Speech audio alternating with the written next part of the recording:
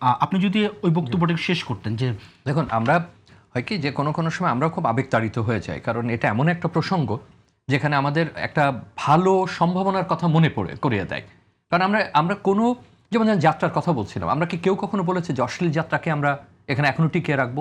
যাত্রা শিল্পের নিজেরও দোষ ছিল, কিন্তু এটা তো একটা শিল্প মাধ্যম ছিল। সেই শিল্প মাধ্যমটা নিয়ে আমরা কিন্তু আর চিন্তা ভাবনা করিনি। এটা কোথায় ঢুকেছে? শেষ পর্যন্ত আমাদের শিল্পকলা একাডেমির মঞ্চে ঢুকে গেছে। এইটা দিয়ে এটার সঙ্গে জনগণের যে যুক্ততা এবং তাদের যে একটা আগ্রহ এবং এটাকে বিস্তৃত করবার যে আপনার প্রেরণা, সেটা কিন্তু আপনি নষ্ট করে দিলেন। সেখানে এক পক্ষ বললো, অশ্লীলতার দোহাই দিল, আমাদের পুরো জিনিসটা শেষ হয়ে গেল।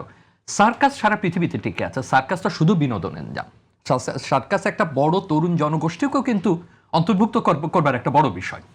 আপনার যদি মনে হয় যে এর মধ্যে অশ্লীল কোনো উপাদান রয়েছে, আপনি সেটা মনিটর করেন, আপনি সেটা বাদ দেন যে এই জিনিসগুলো সার্কাসে দেওয়া যাবে না, আপনি সার্কাস দেখাতে দিচ্ছেন না।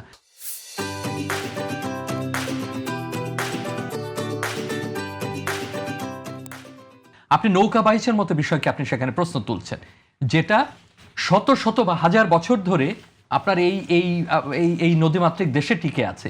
সেখানে ইসলাম আসেনি, সেখানে অন্য সময় ইসলাম ধর্ম প্রচার হয়নি, বা সেখানে অন্যরা আসেনি, পীর ফকিররা সেখানে আসেনি, সেখানে সুফিরা আসেনি। তো হঠাৎ করে আমার কি ঘটে গেল যে আমি নতুন করে এগুলোর মূল্যায়ন শুরু করলাম?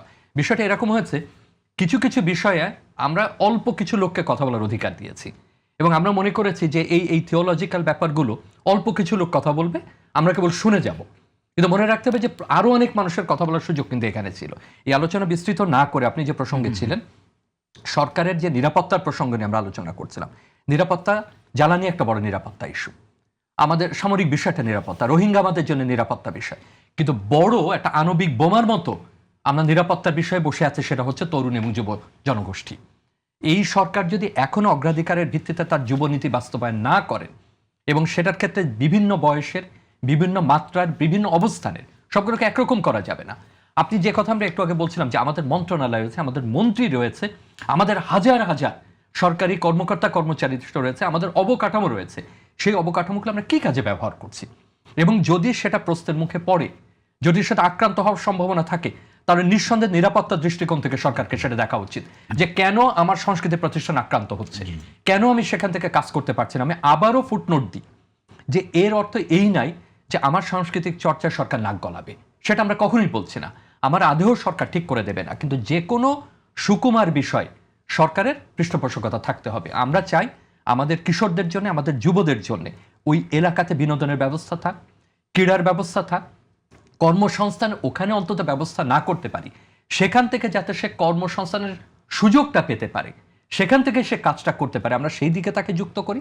আমাদের যে পাবলিক লাইব্রেরিগুলো ছিল সেগুলোর কি অবস্থা? ঠিক আছে, আপনার আমার প্রজন্ম না হয় ধুলাধূসরিত বই পড়ে, আপনি সেটাকে আধুনিক করেন, আপনি সেখানে কম্পিউটার দেন, আপনি এখানে অপতথ্য না ছড়িয়ে আপনি সেখানে তাকে প্রশিক্ষিত করেন। এটা কি সংস্কৃতির অংশ না? তো সুতরাং এই একটা বক্তব্য দিয়ে আপনি মলম লাগাতে পারবেন।